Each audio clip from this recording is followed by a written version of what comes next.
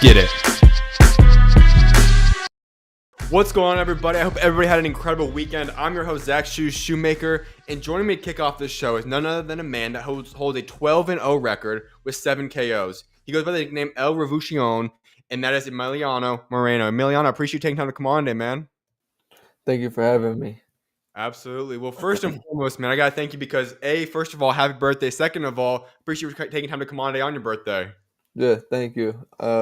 Thank you for the birthday wishes, and I can always make time for interviews and stuff. Absolutely. Well, appreciate you, man. Well, first of all, we got to get into the upcoming fight. You have just a couple weeks out now, June 7th, Eric Bone, 29-7 record for himself.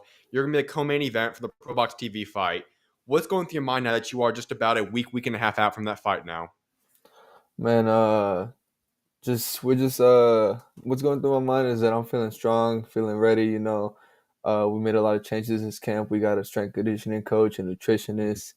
The weight's good, everything. I'm maybe 10 pounds off. Okay. And I got a week in 5 days or something that. Yeah, and so the weight's good. I'm feeling strong, feeling ready. Probably about to get my last sparring in tomorrow with Tiger Johnson. Okay. Yeah. So a couple of rounds with him, and then we've been working on things in the ring, like cutting the ring. Just applying more pressure, working on the inside, and I'm ready to show what I've been working on for this camp. I got to follow up on a couple of things you just mentioned. First of all, Tiger, obviously another great prospect, up and coming fighter there as well. Have you guys been sparring for a while this whole camp, or is this something that you guys are just going to throw in now, or talk about your relationship with him? Yeah, we've been sparring for a while. I think we've did maybe three or 4 weeks of sparring. Okay. The last 2 weeks we've been doing 10 rounds with each other. I did 10 rounds with I did 5 rounds with Keon Davis, and then I did 5 rounds with another one of Omag's fighters. The 4-minute rounds, they do 4-minute rounds, so it's been good. Mm-hmm. But yeah, I've been sparring with Tiger for about three weeks now. And how have the sparring sessions gone? The sparring's been good. The sparring, we learn a lot from each other. We push each other, and we're both getting each other ready because I believe he's fighting on the same day I am too. Yeah. You also brought in the fact that you've added in a strength and conditioning coach as well. Walk us through that game plan. Why did you guys decide to incorporate that into your routine now? Yeah, just because we felt like, my trainers, they excel at boxing. They know what they're talking about in boxing, and they know what they're doing. But with the strength conditioning, it's a whole different ball game. It's you can either use weights, you can use resistance bands. We've been doing a lot of calisthenics. Okay. So a lot of body weight, and we just noticed an improvement in power and an improvement in my ability to move and my mobility and my just an improvement all around in the ring just with the strength conditioning coach. All right, so you incorporate all the different components now, and you already are fighting 12-0, 7 KOs. People are already looking at you as one of the top up-and-coming rising prospects in America especially. And now you're adding in these other components now into your game, into your arsenal. What kind of performance and what version of Emiliano Moreno can we expect now on June 7th? Man, you can expect an elite version. I've been working hard. We've been fixing a couple things in the gym. Like I said, we added more people to our camp, nutritionist, strength conditioning coach, and we're just ready to show. We're just ready to show a better version, a more elite version, a sharper version, a stronger version of Emiliano Moreno. What's your prediction for how that fight goes down on June 7th against Eric Bone? I don't think Eric Bonet makes it past the I don't think he makes it past the 6th round. All right. And when that night comes to conclusion, people are all going to have their opinions, their thoughts on you and how you perform that night. If you could put those words into people's mouths of what you want people talking about you as the statement that you're going to make on June 7th, what would that statement be? I want them to just talk about I want them to really talk about my mobility, my ability to cut the ring, my speed, my power, my reaction time, all the things we've been working on, and they're just gonna see a different version in the ring. It's just been great, great sparring, great work. It's just been all good all around. Absolutely, man. Well, I want people to get to know you and your story a little bit better. And so, obviously, we know you're a really young fighter. Obviously, you haven't had a ton of years of this experience in boxing yet, but you still have had quite a bit of experience. But I have to go all the way back and ask you this question: has boxing always been your passion? Has this always been the sport you wanted, or when did boxing come into fruition for yourself? Well, I've always been someone who always like looked up to my older brother. So Mm, uh, at first, my brother was in soccer, so I joined soccer when I was about maybe five. okay. From 5 to 10, I was a soccer player, and then my brother moved to boxing. So like I didn't even know like boxing was a sport. So when I saw him, it just kind of like it was like I was like, yo, I kind of want to try it out because to be honest, like with soccer and everything, like it's a cool sport and everything, but it's more like team based and you Yeah. kind of rely on people. And with boxing, it's just like you rely on yourself and that's it. Like it's only you in the ring. So that's the main reason I like boxing so much is because you determine the outcome of the fight. You determine how hard you work. You determine if you want to pick it up, slow it down. Hmm.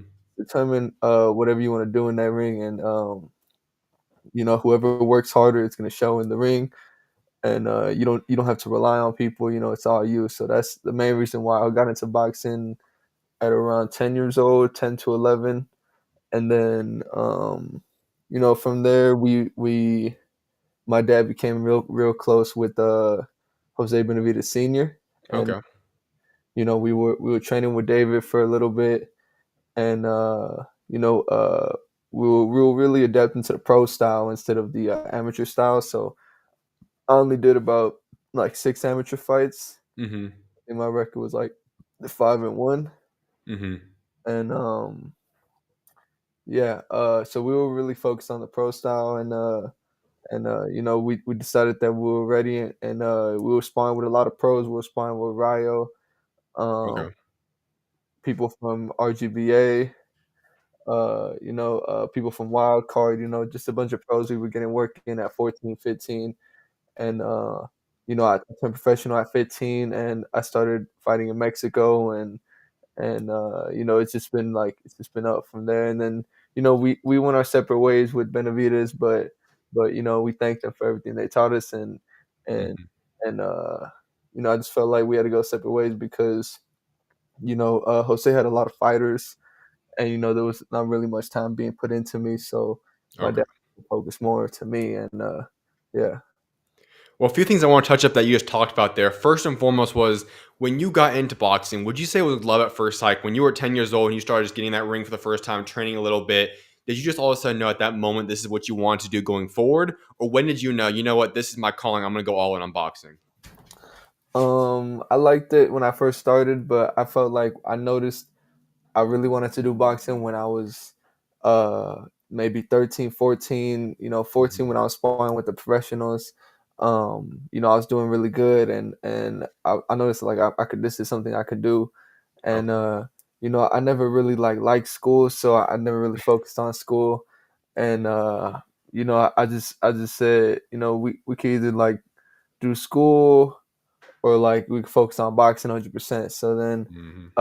my parents, they sat down, we talked, me and my parents talked, and I told them, I really don't want to focus on school. I'd rather just focus on boxing. And we did homeschool for a little bit, but that wasn't working out for me either. So I ended up like dropping out in ninth grade.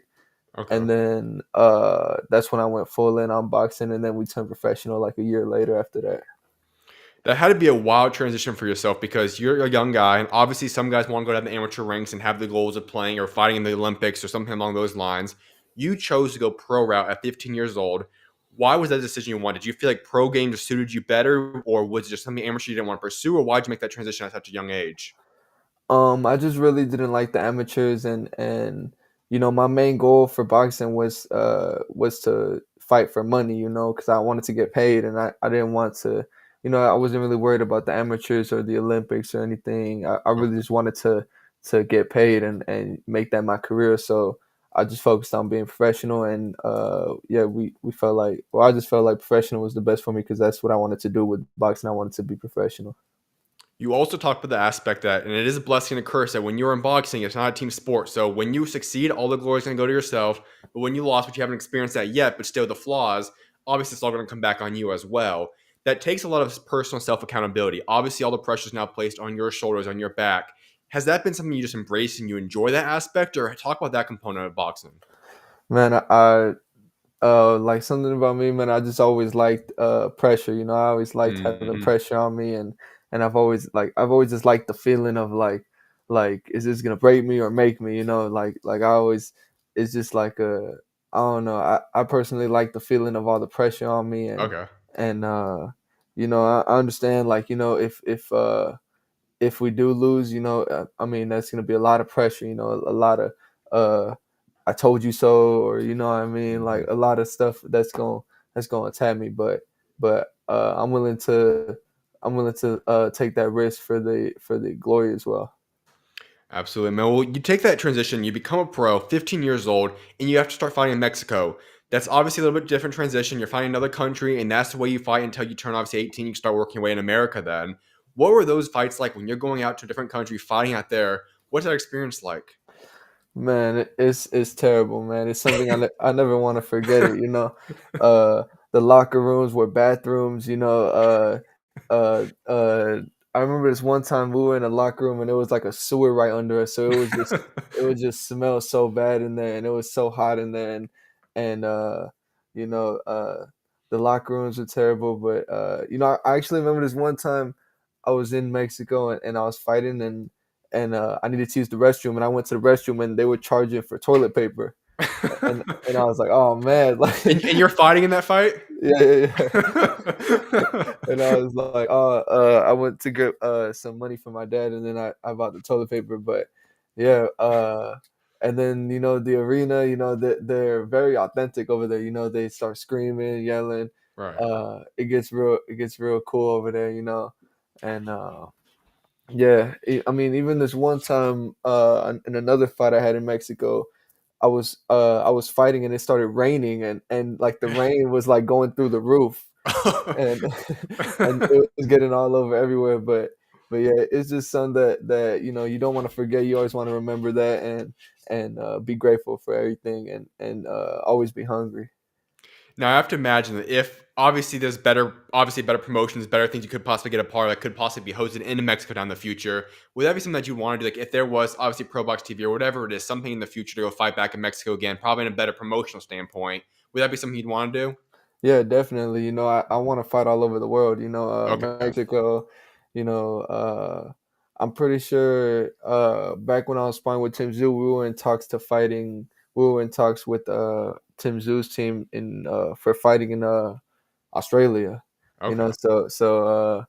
but I don't know whatever happened to that. But yeah, you know, it's something I want. I definitely want to go back to Mexico. You know, I want to travel the world when I fight. Okay. You talk about Tim Zoo there. Were you guys sparring like consistently with each other, or what? Talk about that relationship. Yeah, me and Tim Zoo, we go back. I think I spotted him first when I was 17, Okay. and you know, I think I forgot what fight he was getting ready for that one, but it was good work. And then I spotted him again recently, like maybe a couple months ago or a year ago for his for the fight with Fundora, but Okay. he wasn't fighting Fundora, he was fighting someone else, and then they changed it for Fundora, you know. Yeah. But yeah, you know, me and him we spar. We know each other well in the ring, and you know he's a good spar. He's good work, you know, and we taught each other a lot of things. You know, I was able to learn a lot from him, and he was teaching me tips and stuff. So yeah, he's cool. And when you talked about, obviously today kind of fell apart, you don't know what happened to it, but you were talking about just being able to fight on one of his cars potentially in Australia, or were you actually talking about possibly fighting him? No, no, no. Okay, Being on that's one what of his I cars. felt. Gotcha. Now, another aspect I have to talk to you about is that something really unique about yourself that I love seeing that when you do your walkouts, or your ring walks, you have a very signature component. You like to incorporate your faith into your ring walks, and I love seeing that and how you do that. I think it was either your last fight or a couple fights ago. You had Jesus on your ring walk, and then obviously you had a couple different things that always incorporates your faith. So I Mm. wanted to know the backstory behind that. Why is that such an important component that you always want to do something along those lines for your ring walks? Man, uh, you know, well, something had happened. I want to say maybe 2 years ago, where where I really started believing, you know, and Hmm. something happened, and you know, I just I felt like I couldn't do nothing, and I just gave it to Jesus, and he just took care of it, and then after that happened, I started realizing like all the things that I thought were coincidences or stuff that happened. I realized it wasn't no coincidence. It was Right. him, Hmm. and I've had my life in danger multiple times. I had I got into this really bad car accident where I flipped the car over. I think it Mm. rolled over like twice, but I wasn't injured at all. Like Wow. the only injury I had was like a little cut right here, but that's it. And the doctors were saying like it's a miracle, all everything, and you know and then it's a couple more places where I've been in danger, but uh just thinking back on that, just thinking like how he's always been there for me, even if I wasn't, listening to him or believing in him, and when I my eyes got opened up to him, and I realized he was there the whole time. It's just very Hmm. important to me. It was very important to me how he never gave up on me, and he was always there. So I always try to incorporate him, and I always try to give him glory. You talk about an interesting component. I feel like it's going to be for every believer is that at some point in your life, you might, even if you grow up in a household that believes in those type of things, it's going to be that moment that you turn your life over to Jesus because it's going to become your personal relationship. And you kind of hinted at that a little bit about 2 years ago, is that when that occurred for you. What was it about that moment, and what changed your life? Why at that moment in time, at that point in time, did you all of a sudden say, you know what, I'm gonna give my life entirely to you. I believe I'm gonna follow you, Jesus. Well, at first, it was like a whole bunch. It was like kind of like a line of things, a string of things that happened. So at first, my friend had given me like a little mini Bible, and Mm, it was orange. So he given me that because he knew orange was my favorite color, and he was like, "Oh, okay. I wanted to give it to you," and I was like, "All right, thanks." So I never really paid attention to it, but when that event happened in my life where I just feel like I couldn't do nothing, I had to like trust in, like I had to like just like I just had to put my faith in something, like something would fix it. So Mm, I picked up the Bible. I went to the first page. It was like go here if you're sad, if you're mad, and okay. I went to one that says something like if you're in distress or something, and it was just like comforting, and it was like saying like it was basically just saying like everything's like it was just comforting. It was welcoming. It didn't feel like I was being judged, or it didn't feel like I was you know looked at differently, and it kind of spiked my interest, so I started reading it more, and I read the gospels and all of that, and uh I started thinking, and like that situation ended up getting fixed. So I was like, man, like this like it got to be something, so like that situation alone wasn't like enough for me to put my faith in. But once I started Yeah. thinking back in the past, and realizing like all the stuff that had happened, and everything, it started like everything in my whole life kind of like led up to that moment. It was like, all right, like I believe in you now, like I believe now. Obviously, that's such a unique thing because I know so many people are going to go through trials and tribulations. It's part of life. It's what the word says is going to happen to everybody, regardless of where you are. They're going to be trials and tribulations. Now, the question is whether or not you're going to put your faith and trust in Jesus, or you're going to turn away from him. Obviously, we know what you've done. You've decided to follow him, even in those trials and tribulations. But for those that are going to be listening to this and they hear, you know what, I'm going through a tough time, or it's going to happen in the future for themselves, why should they go and put their faith and trust in Jesus as opposed to many other things of the enemy that could obviously lead them astray? Man, I feel like you know well, for me personally, whenever I put my faith and trust, or whenever I put my attention towards other things like worldly things, Hmm. uh I was never really like blinded. Like I was never really like, oh, this is making me happy. I was always like self-conscious, like, yeah, this is making me happy, but for how long? Or like I knew it was gonna end eventually, like, so like the whole time it was like basically just doing it just to do it, or doing it just to feel happy, or feel fun, or feel something, but Yeah. I already knew like like this isn't gonna last forever.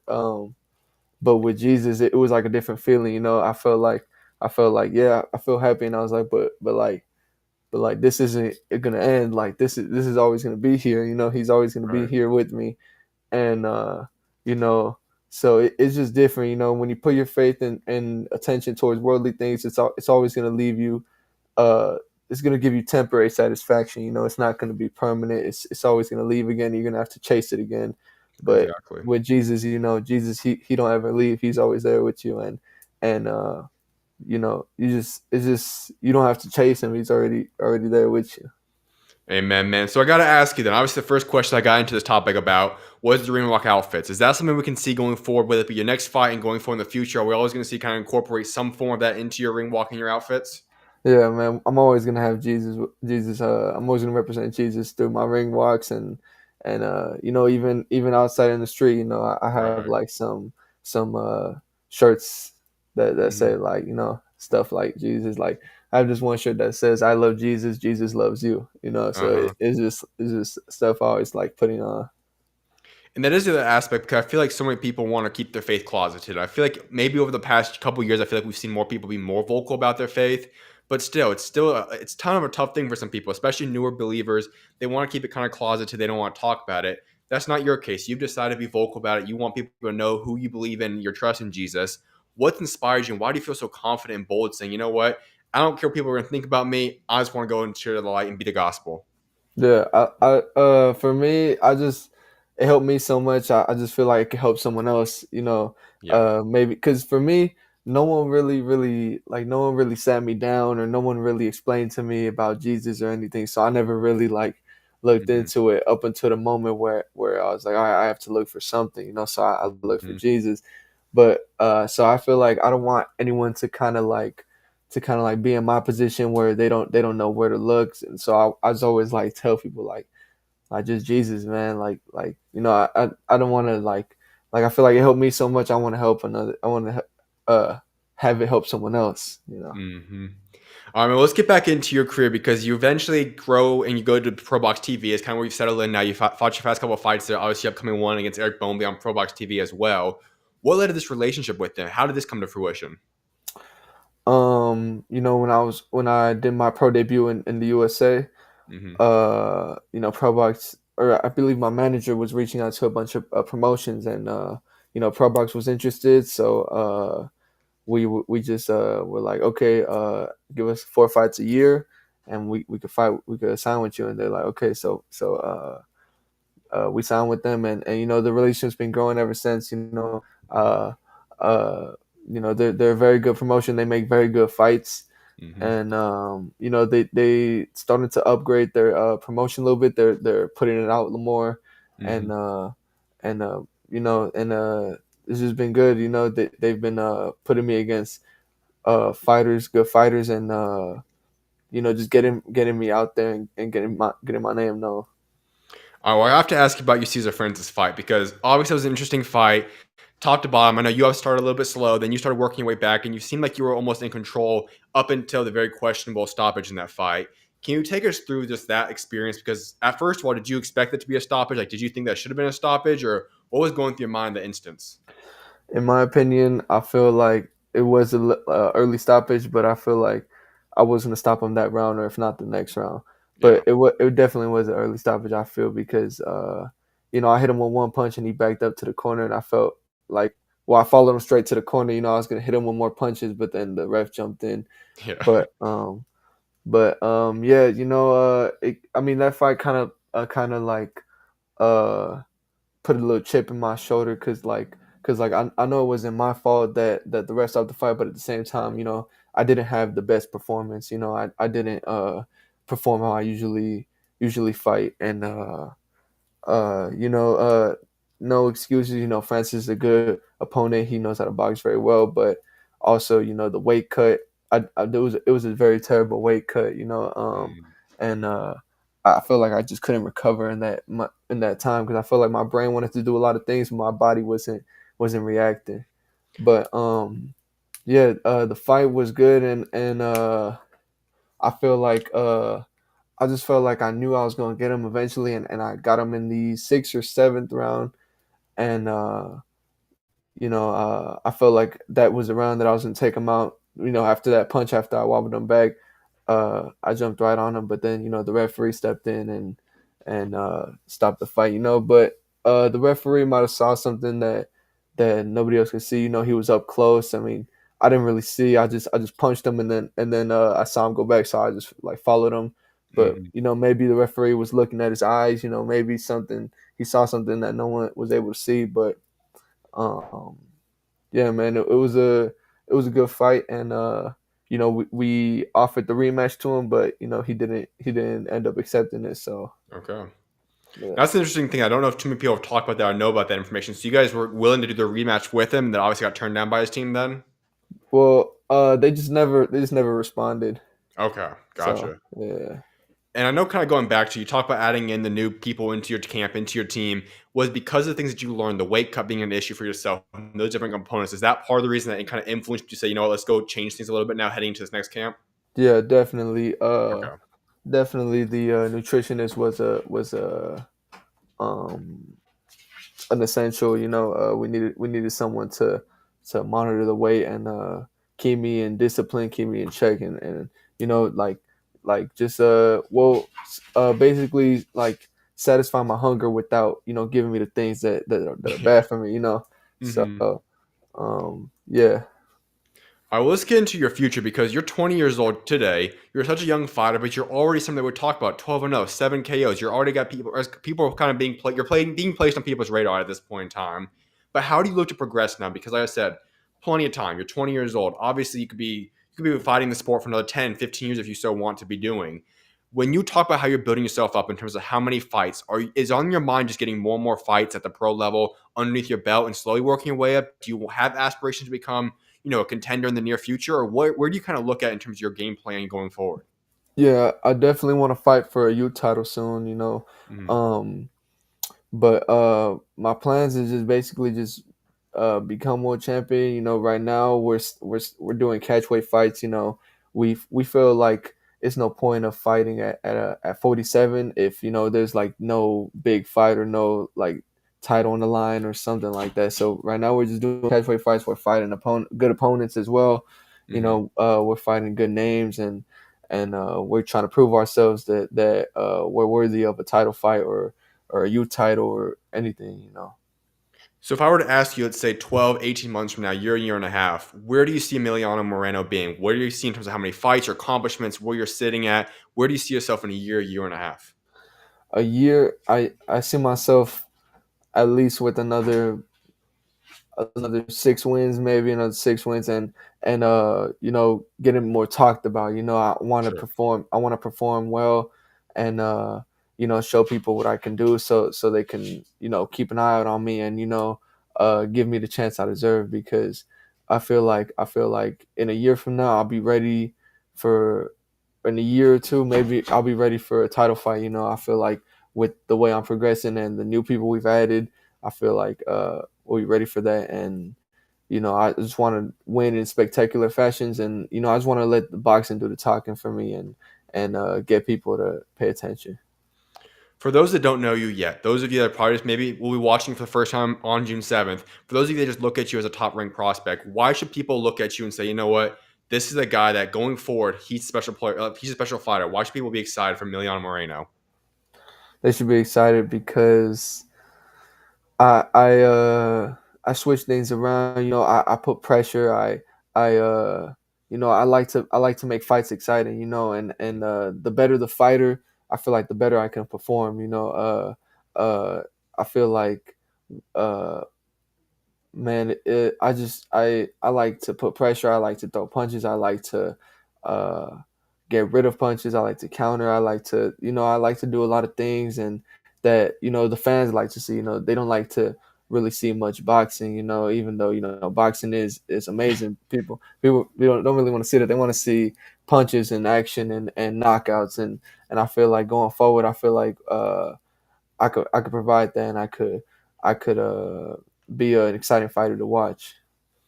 In terms of your weight class, obviously, like I said, you're 20 years old. You don't know exactly where your body's going to go moving forward. But do you feel like when you start trying to compete for titles, when you start trying to become a world champion, is 147 the weight class that you have your eyes on, that you're going to try working your way up? Do you see yourself at 154, 160 even? Like, where do you see yourself when you really start to settle down? The first title I want to go for is definitely 147, Okay.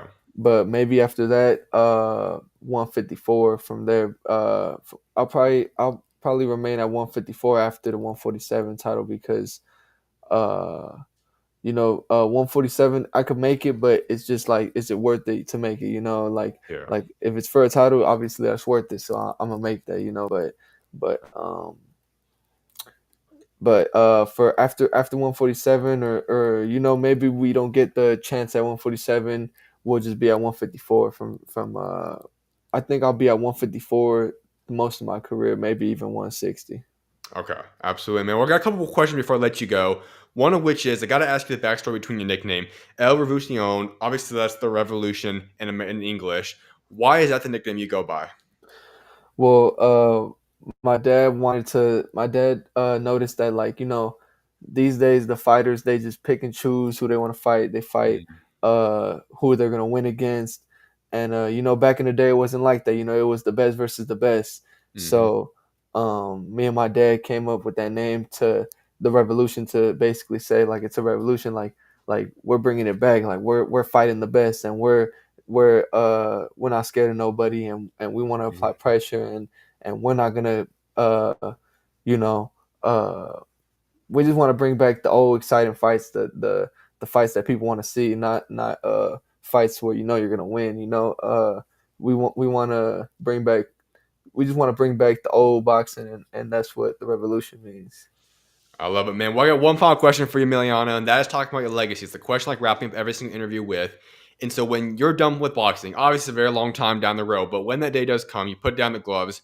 What is it that you want people to remember Emiliano Moreno for? I want people to remember me for risking, taking that risk. 15 years old, dropped out of school. I turned professional. Letting people know that they can do it too. If they really put their mind to it. I want to show people anything is possible, and I want them to remember me as a warrior, a fighter who is not scared of nobody. Who will fight anybody, and just a fighter, but not only a warrior, a smart warrior. Mm, One that knows how to dismantle his opponents, and one that doesn't get hit too much, and you know uh, one that just brings excitement to shows, and I want people to talk about how exciting fighter I was, and that I was ready to fight against anybody, and that I worked hard, and that if kids want to continue to do that, they can continue their careers, whether it's boxing, anything else, any other sport. If you work hard enough, and you really really want to do it, and you believe in yourself, you could do it, and I want that to be my legacy, where people look up to me as like if you believe in yourself, you could do it.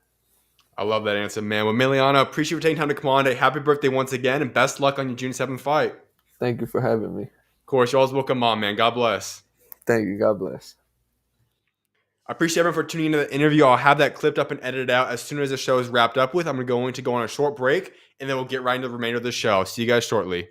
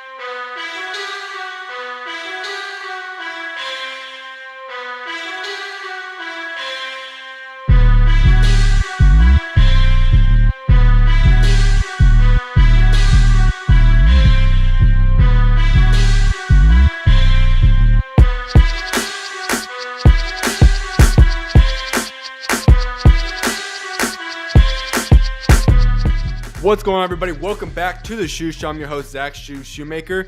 And in this portion of the show, we're going to be getting into a fight recap of what went down this past weekend. Lots of fights to get into, lots of things to discuss. Let's get right to it. Now, for those of you that obviously did not see Friday's episode or see my post about it, obviously I already broke down the fight card that involved the Archie Sharp and the fight card with Terry Harper. That whole fight card has already been broken down and discussed on my YouTube channel, so you guys can go check that out. I'll be addressing what happened Friday night, early morning Saturday hours of the Japan fight, as well as what happened on Saturday in the afternoon in American time, but overall at the prime time of UK. So we'll be getting to that next on the show. Let's get right to it, though.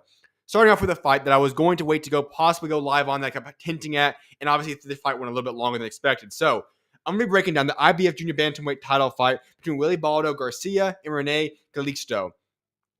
For those that do not know the outcome of that fight, Garcia Perez won the vacant IBF Super Flyweight title via split decision. It was a very, very close, competitive fight. I personally had that fight going either way. In that fight, though, the scorecards read this: 116-112, 115-113, 113-115 in that card. This is what was interesting about this fight, though. We now finally have 4 champions at 115. This was vacated, and it was an open belt that we had nobody being champion at for a little bit of time now, because this fight originally occurred back last year, and it led to a draw. They have this rematch booked, and now they join the other fellow champions in Pumileta Cafu, Bam Rodriguez, and Fernando Martinez. Let's break down this fight a little bit more. This fight was extremely, extremely competitive. This was something that we saw a lot of things unfold in the duration of this fight, but Garcia Perez ultimately came out to fruition, ended up winning this fight, I would say in the final round or 2 of that fight. It was neck and neck overall. It could have went either way.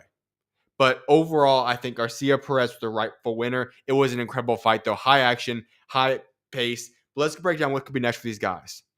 For Garcia Perez, you could obviously target the big fights available. Unification is what everybody wants to do. And we know that the kingpin of the division right now is Bam Rodriguez. That's where the payday is. If you fight Bam Rodriguez, that means you're coming to the United States of America. You're going to be fighting in Las Vegas, in Dallas, Texas, in Phoenix, Arizona, one of those places. Those are obviously his hot spots where he likes to fight at. And in those situations, you're going to get a big payday. Bam Rodriguez is currently booked for unification with Pumileta Cafu. But what we do know is that Bam Rodriguez wants to be undisputed at 115. If that is to be the case, Bam Rodriguez could easily go and fight a guy like Perez, and that could be the fight to make next. So if you are Willie Baldo Garcia Perez, is probably the fight you're going to have your eyes set on. If that's not available for yourself, looking for a fight against Fernando Martinez, who's the IBF champion, Bam Rodriguez versus Cafu winner, or if you're just going to defend your belt for a fight or 2, Andrew Maloney makes the most sense. One of the top highest ranking contenders in his division with his organization body. He's also a guy that could be a big market. You could go fight out in Australia in that fight if you so want to. Lots of money to make there too as well. So that's likely shots for him. For Rene Calixto, he's got a few options on the table. Personally, I think the best fight for him to go fight next would be Kosei Tanaka. When we talk about Tanaka, he was a very well-respected fighter. But up until the point when he fought Pumileta Cafu, and Pumileta Cafu went from South Africa and fought as the incoming guy in the hometown country of the champion Tanaka and pulled off one of the biggest upsets last year, this was a guy that was widely respected and was the favorite to beat Cafu. So when you talk about Tanaka, he's going to be after making his return very shortly. The rematch with Pumileta Cafu was on the table. He did not want to pursue that rematch. So he obviously has his plan on something else, whether that be moving up to 118 or that be remaining at 115. And if you are looking at matchmaking right now, I feel like that would be the perfect fight where the winner sets themselves up to go and have another title fight in the near future. That's the fight I like to see for Calixto. Let's head over to Osaka, Japan, where we had a fight go down in the early hours of Saturday morning. If you were in Japan, obviously it's prime time, but for me, it was about 1, I think it was 1 or 2 in the morning when that fight went down. We're going to go down 2 different cards here. The very first one, Pedro Tajaron versus Tenhiro Shigeoka. IBF minimum weight title fight. This fight was a very, very good fight. It was a very competitive fight. Obviously, I will address the unfortunate situation that occurred after the fight.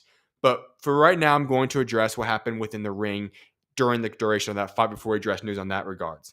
The scorecards read this: 118-110, 115-113 in favor of Tajaron. I do not think the 118-110 gave justice to how good of a fight this was.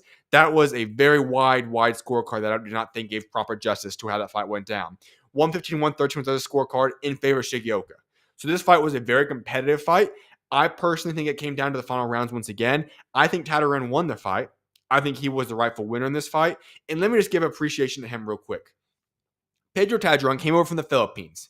When they booked this original fight that happened last year, Tadron was only coming over to this fight just to be a guy for Shigeoka to get an easy win against. Shigeoka was the world champion. He was at the top of the world, IBF minimum weight world title holder. And they fought a guy who's kind of essentially a tune-up fight, if you were to say. And Tadron had other plans. He made a massive statement in that fight, took the belt from Shigeoka, and then forced this rematch to occur. He comes into this game plan with an entirely new game plan. Both guys in this fight fought a completely different style than they fought previously last year. And in this rematch, I think it was a much more technical fight, much more sound fight.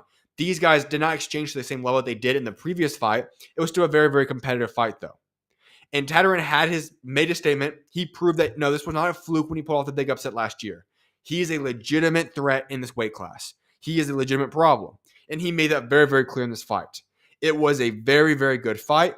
Shigeoka showed resilience throughout the entire fight of Tatarin's pressure, but this was a very, very good fight. As I said, the 115-113 was probably a much more accurate scorecard. Maybe you could have given 2 or 3 rounds of Tatarin, but the 118-110 scorecard was way too wide in my opinion. It was shocking. To get that type of scorecard while you're coming into Japan is also really, really shocking to see that happen. Let's get into the unfortunate things that happened, though.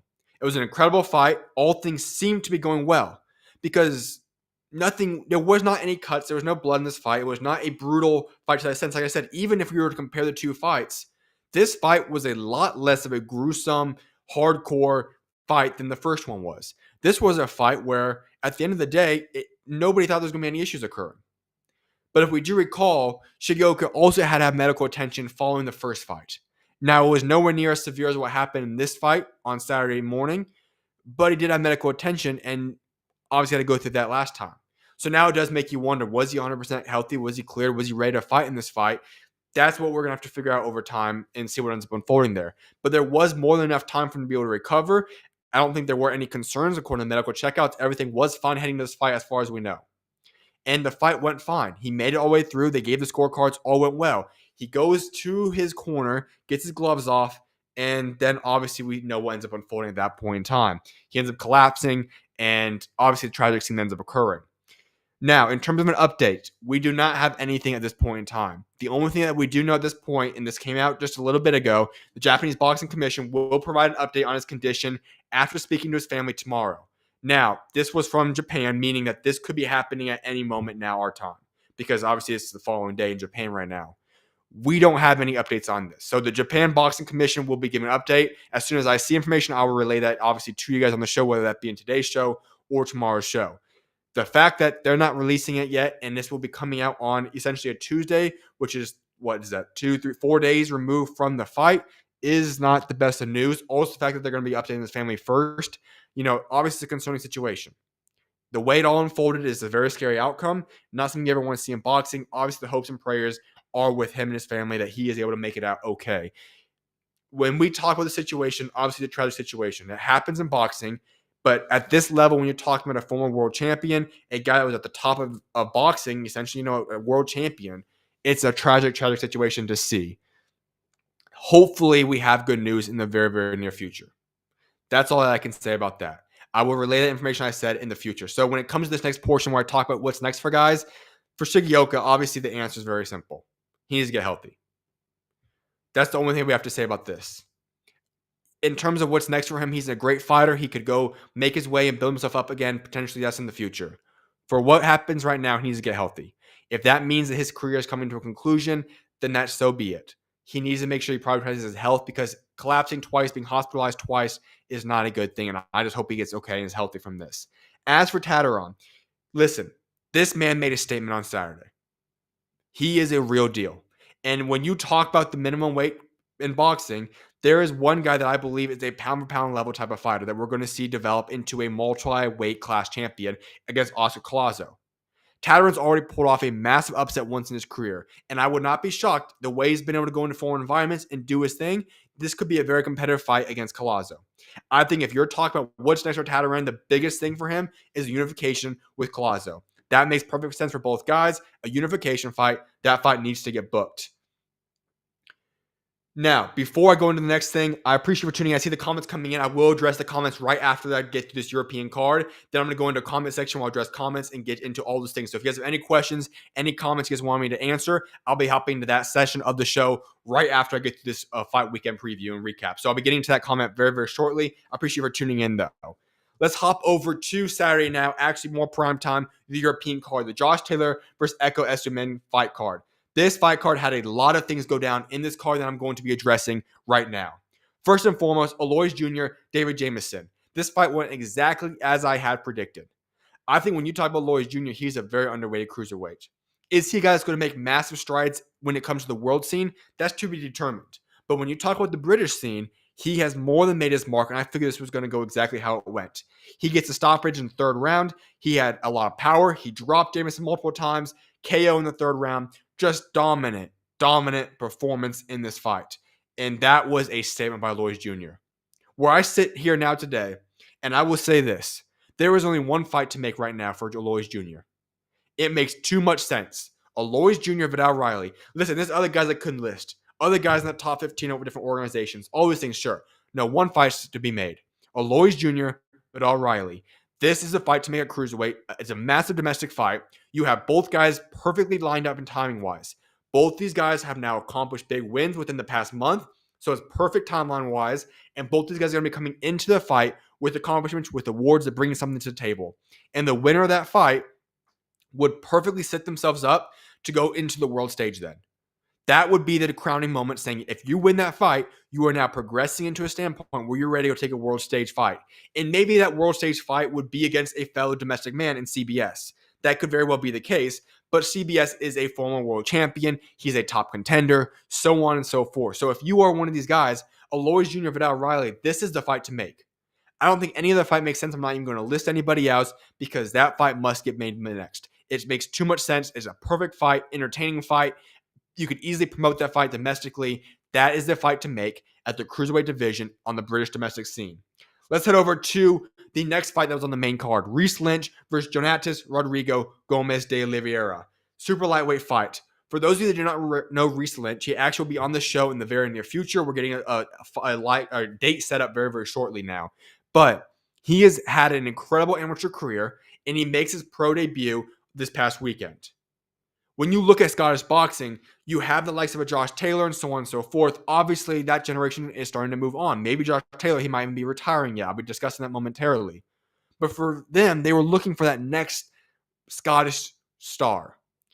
And it's way too early. I'm not going to say after his first fight, his pro debut, that he's ready to go become that world champion or anything along those lines. But what I will say is, based upon his amateur resume, there was a legitimate amount of hype behind Reece Lynch's name. And then he went out there on Saturday and performed excellent.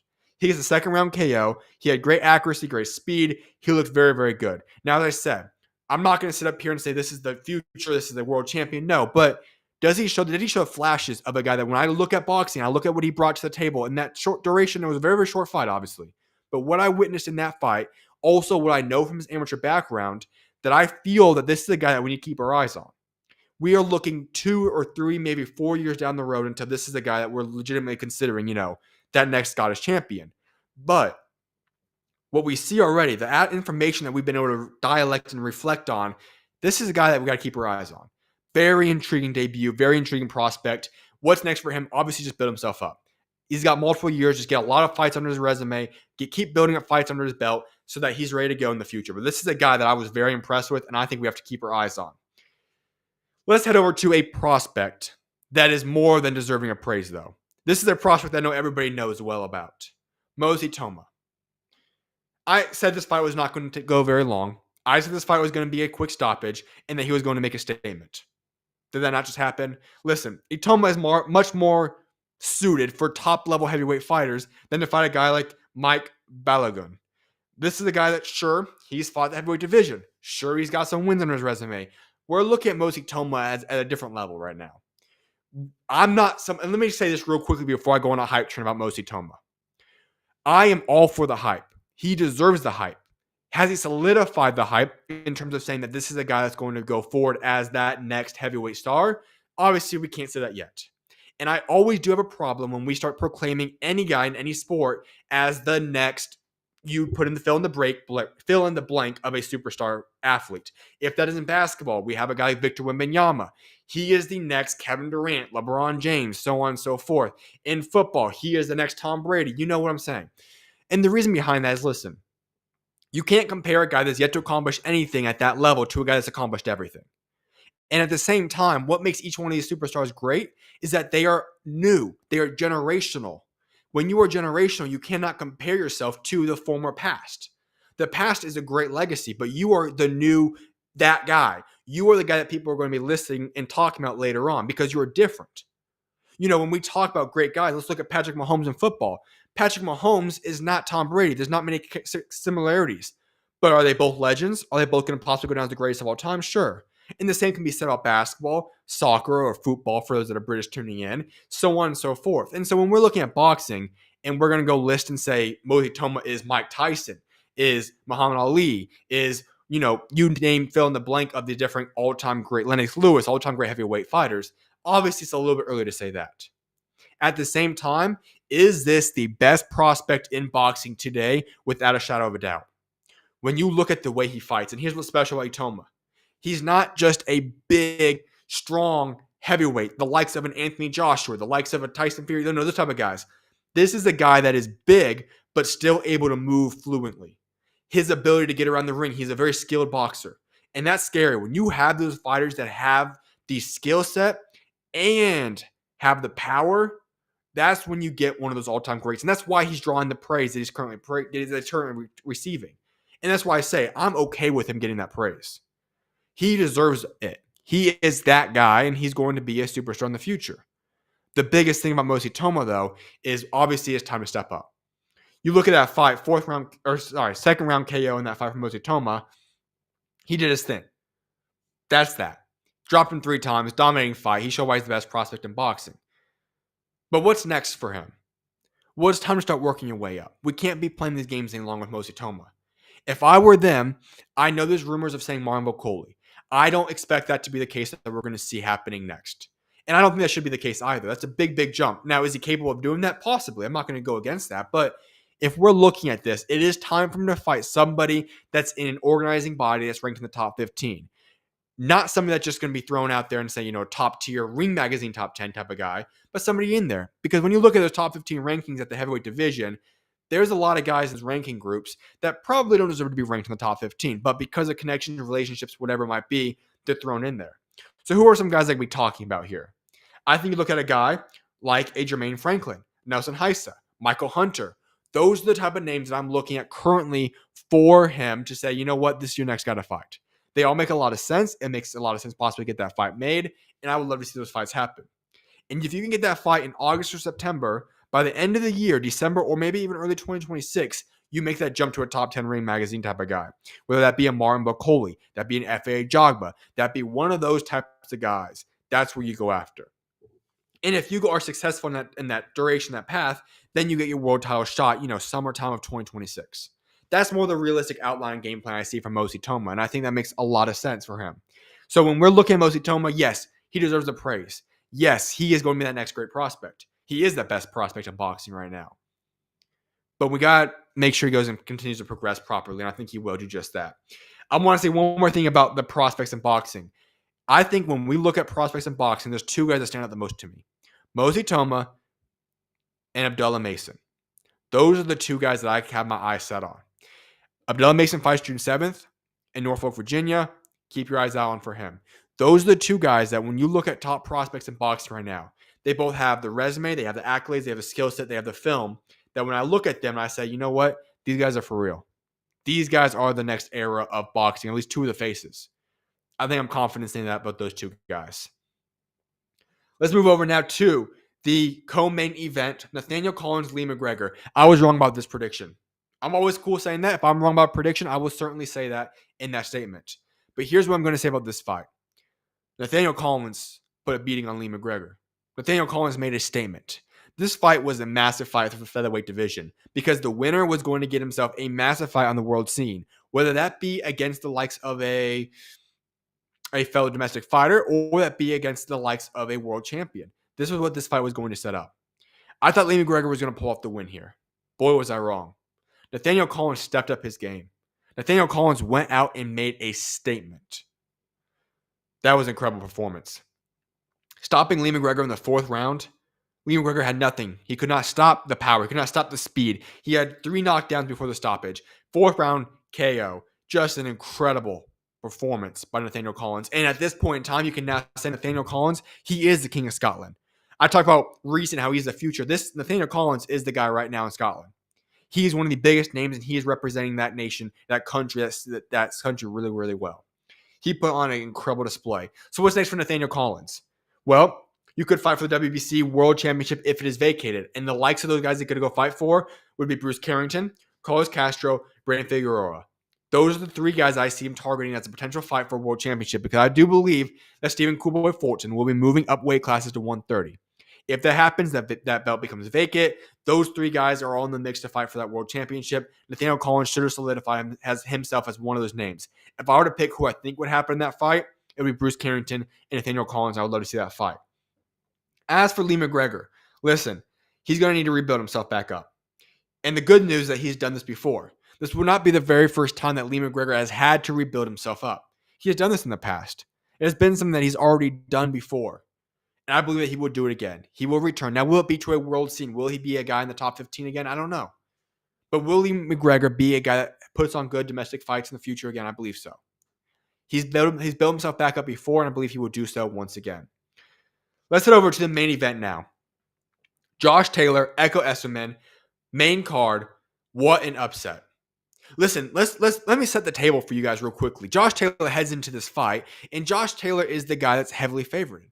It's his big debut at 147. He's moving up weight classes. He's going to go fight a guy that's currently ranked in the top 15 and would perfectly set himself up, because of who he is, his name, for a potential world championship fight, or at least a big fight at 147.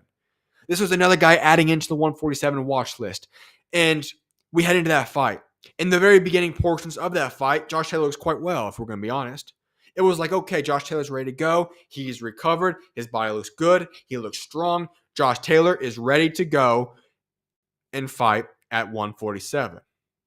But then the tides turn. Echo Esserman, let me give you guys a backstory about him real quickly. He is a guy that, while when we look at the second half of that fight, everyone's questioning Josh Taylor's age.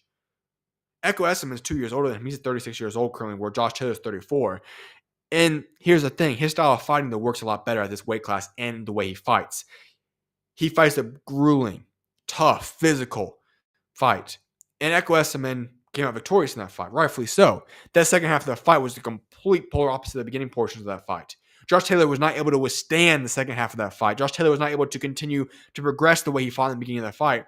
And Echo Esserman figured him out. Echo Esserman got him enough bundle, and Josh Taylor could not simply get out of that fight. It was a struggle for Josh Taylor to do anything really in the second half of that fight. Echo Esserman was in complete control. This is not what anybody expected. But yet Echo Esserman stepped up there, 36 years old, had a career best performance. His pressure, his counter-punching, he secured a win of a 116-113, 116-112, 115-113 scorecard in favor of Esserman. That is a career best performance.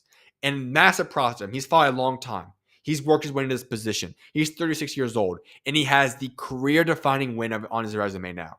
Upsetting Josh Taylor and putting himself in position to go get a massive fight now. Another massive fight. All props belong to Echo Esserman, because he made a statement on Saturday. Just an incredible performance, massive upset. So what's next for Echo Esserman? Well, on one side, you could go target the WBO World Champion and the Brian Norman versus Sasaki winner. That could be on the table for himself. You could also target the winner, which I think is more likely, of Paddy Donovan versus Lewis Crocker. That's a domestic fight. It makes perfect sense. That's the fight I would pursue for him if I were Echo Esserman. That rematch should be happening in the next couple of months. You guys can line that up for the end of the year, early 2026. That's the fight to make if I were Echo Esserman. I think that makes perfect sense. Go get that fight. Last thing I'm going to talk about on the fight recaps is in regards to Josh Taylor. Josh Taylor has had one heck of a run, becoming the first undisputed British champion in the four-belt era. He's accomplished a lot of great things. I think he has excelled and taken every part of his boxing ability to the maximum extent and potential that was ever God-given to him. He accomplished everything he ever could have. But the thing about boxing is that at some point in time, the wheels start to fall off the car. And I feel like that's the situation Josh Taylor's at. I feel like Josh Taylor's now put himself in a very rough situation where you can make a debate that he's lost 4 straight fights at this point in time. 147 was his next glimmer of hope. And yet he gets upset in a bad way against Echo Esserman. And you look at it, could Josh Taylor go out there and still fight a couple more fights? Maybe rack up a couple more wins. Maybe make a couple more paydays. That's certainly on the table. But is that damage worth it? When you've already accomplished what you've accomplished, when you already have the resume you have, and there's no legitimate shot at rebuilding yourself, or that makes sense at least, for rebuilding yourself to become a world champion again. I don't think so. And so when you're Josh Taylor, you are put in a very tough predicament right now because there's nowhere to go. If I were him, this is the moment that you look at your career, you evaluate it, and you say, you know what? It's time for me to hang up, put down the gloves. It's time for me to move on and get into another industry, another avenue, retire from boxing. I've been successful. I've accomplished. I've been top of the world. Yeah, it didn't go as planned now, but there's no point in taking more damage just to make a couple more pennies, a couple more dollars. You should have more than enough money set aside. And we thank you for your contribution to boxing. You've been a great champion. You had a great career. But I think that time to put down the gloves is now so that you can still make it out of the sport while you're intact. So if I were Josh Taylor, it's time to move on. He's had a great run. Thank you for the memories. But there's always a time that the gloves must go down. And I think now makes more sense than ever before for Josh Taylor to retire. That's what I've got for you guys in store of this fight recap from this past weekend. Obviously a very, very solid weekend of fighting. A great weekend of fighting, I'll be honest. And so that's what I'm going to say about that. As I said, though, I will always address comments right after each segment that is currently planned. And so that portion of the show starts right now. We got one comment right now. I'm not exactly sure how to say your name, but I appreciate you for tuning in. But I will address this question right now. Who should Abdullah Mason fight next? Okay. This is interesting. You know, I just saw a post from an interview, I think it was Sean Zattel, where Abdullah Mason was talking about the fact that Mike Tyson was 20 years old when he became world champion. That's what Abdullah Mason wants to go out there and do. And would that shock me? Absolutely not. Listen, I love Abdullah Mason. I've talked about him a few different times now. Abdullah Mason is the real deal. He's special. And we're going to see why he's so special on June 7th. What's next for him, though? Well, Abdullah Mason wants those top guys. What we've heard reports of, according to Floyd Schofield Sr., is that Abdullah Mason was even willing to go pay $1 million to go beat Floyd Schofield Jr. and make a statement in that fight, which I think he would have done. That fight did not come to fruition, so you have to ask what's next. Personally, I think he's ready to make the next jump. When he does what he's going to do on June 7th, I think we're going to be sitting in a position where it's time for him to make the next jump. Very similar to Mosi Toma. Whether that be a guy in the top 15 or a top 10 ranking or a world championship shot, we will see that answer. But, you know, there's obviously different guys you could look at for Abdullah Mason. I personally, and there's a lot of guys on the table, obviously, I would wait and do one more fight after this upcoming fight and then go pursue Abdullah and then go pursue a champion. And if I were to go after, here's my route for him. I'd get a guy in the top 10. Not exactly positive who it should be. There's lots of guys on the table. Go get one of those guys in the top 15, top 10. After that fight, you will go then progress and either fight one of these two routes. The winner of Raymond Martaya and Lomachenko. If Raymond Martaya gets promoted to full-time champion, then you go and fight Raymond Martaya for a championship. And at that point in time, the winner of that fight would then unify the belts with Keyshawn Davis. That's the way I see it happen. I think it makes the most sense. I think it would be a perfect outcome. That's what I'd like to see it have happen. But yes, Abdullah Mason, he's got the future in his hands. He is one of the next great American superstars. I'm a big, big fan of Abdullah Mason. We're going to see why I like him so much on June 7th. I'm going to go on a quick break, and then I'm going to go hop right back into the show, and we'll wrap the show with some boxing news. I'll see you guys in a few minutes.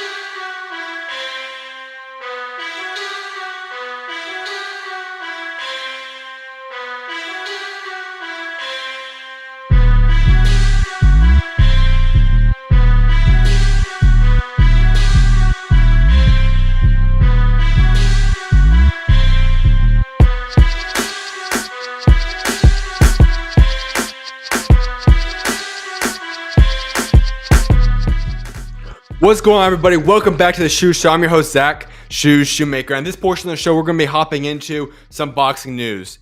First and foremost, Dave Allen has instructed his promoter, Eddie Hearn, to make a fight against Deontay Wilder this year. All right. I'm a little bit shocked by that call out. Not really shocked. I mean, it would be entertaining, but it's a solid call out. Let me be honest about this, though. If you are Deontay Wilder, I've given my thoughts about him before. If there's not a big payday involved, then I don't know why he's fighting again. Now, he's going to have to do this upcoming fight up in June. Makes sense. Obviously, it should be a fight you should be able to go out there, easily take care of business, and set yourself up for that big payday. But in terms of building yourself back up to become a world champion, I just don't see the path for that. Unless his entire mindset and his heart changes about boxing, he decides to go all in again, I don't see that path coming to fruition for him. But Dave Allen proposed that he wants to go get a fight with Deontay Wilder, which would be quite interesting. Dave Allen's one of the most respected guys. It's hard not to love that guy. I talked about him last week after his big upset against Johnny Fisher. But in that fight, Dave Allen made a great statement. He earned a big fight, and that would be quite the payday. Let's be honest. You could either host that fight in the UK or the USA. Either way, it would be a very, very highly anticipated fight, an entertaining fight. And the winner of that would obviously be able to set themselves up to be in the rankings again. But let's be honest. Is that the best fight for Deontay Wilder? Probably not.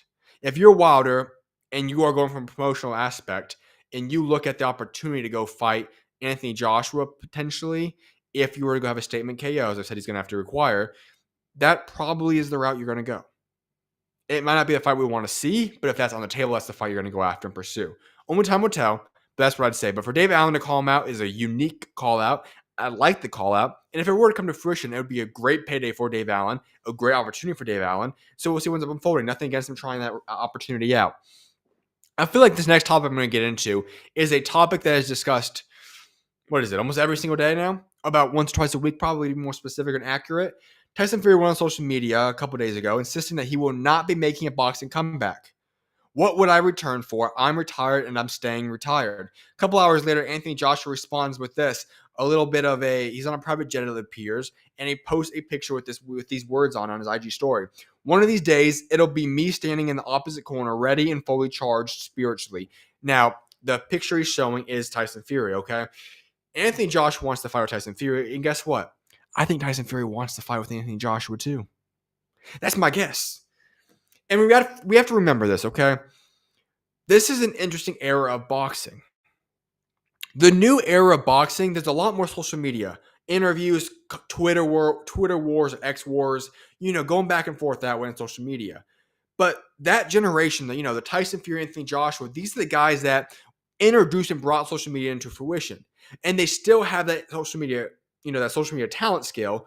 But what we see in Tyson Fury and these other guys, that they also know how to do great press conferences. They know how to do it the old-fashioned way of how to build a fight. And Tyson Fury, I believe, is doing just that. I don't believe Tyson Fury is going to be retired. I think we're going to see Tyson Fury return to the ring against Anthony Joshua, whether it be this year or next year. We're going to see it happen. And I think what we're seeing right now is Tyson Fury playing games right now, trying to get people to talk about this fight, asking people to get this fight, rise the price of this fight up.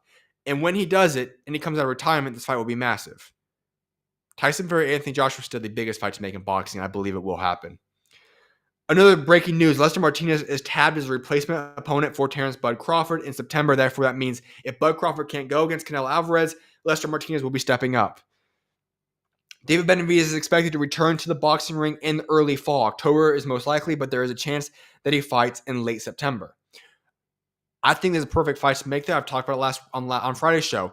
Callum Smith is the fight to make. If we can get that in the fall, and he has a year where he fights David Morrell and Callum Smith, when we're talking about if he comes out victorious in the Callum Smith fight, that's exactly the type of year you want to have heading into a potential fight against the winner, Beterbiev Bivol. That would be the perfect dream situation for Beterbiev or for Benavidez, and I think that's exactly how he should set himself up for 2026.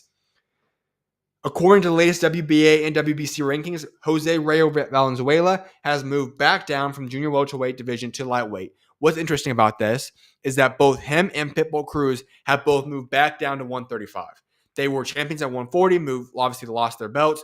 Pitbull to Rayo to Gary Antoine Russell. Now both guys are back down at 135. I think it makes the most sense for both guys. Both guys are good fighters. 140 was just not right. When we talk about Pitbull Cruz, I think 135 is the weight class for him to be successful at. And for Rayo, he beat Pitbull with a perfect night of execution. But when we look at Gary Antoine Russell, he was outclassed. He was embarrassed. It was not a good fight. So I think Rayo going back to the 135 is perfect for him. I think he's going to be able to make a lot more noise at 135 and be able to be a lot more successful there. And I got one final thing for you guys to wrap up the show with. And it's a way to end the show on a very high note, an exciting, kind of a funny note. It's something about good old Rolly Romero. Rolly Romero had quite the call out this past couple 24 hours. Rolly Romero says this exact quote: "Me and Manny Pacquiao, or me and David Benavidez. I don't want no other fight right now." That's Rolly Romero on who he wants to fight next. Let me give a little bit of backstory there. Pacquiao, he has not won a fight in 2019. He obviously, for those that love boxing, know that is a disgraceful fight for him to make against Barrios for that world championship in July. But why not? Rolly wants to go fight Manny Pacquiao. And if it's not Manny Pacquiao, he wants to go fight the Mexican Monster, the man that is a light heavyweight at 175. Those of you that do not know Rolly Romero is not a light heavyweight.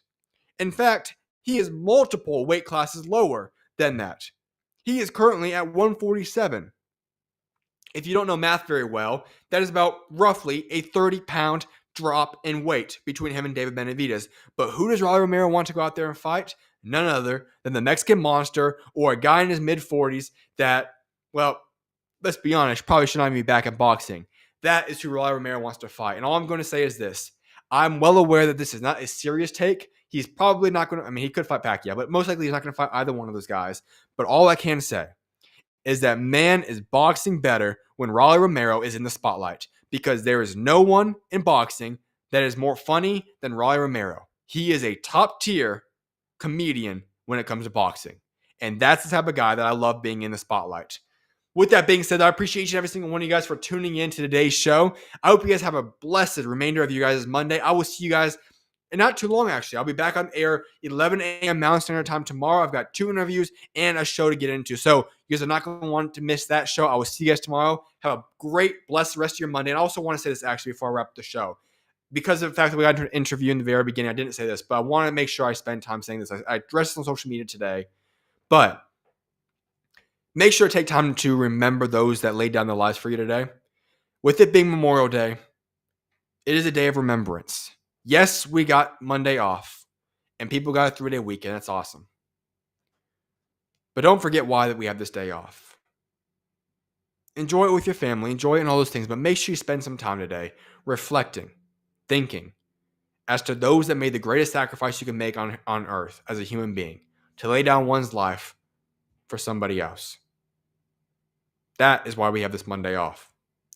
So make sure to remember, to thank those that served, but to really make sure you remember those that not only served, but lost in a tragic, horrendous way their lives so that you can live the life that you're living currently in America. This is the day of remembrance and a day of being grateful and thankful for the sacrifice that those made for you. Because there is no greater sacrifice than that of which those people did by laying down their lives for you. So thank you to all of our veterans, but obviously today is the day to remember those that passed while serving this great country. So thank you to those that served, and make sure to remember, though, why we celebrate today. May God bless you guys all. I hope you guys have a great rest of you guys Monday, and I will see you guys tomorrow. May God bless you guys all, and SchuZ is out. See you guys tomorrow.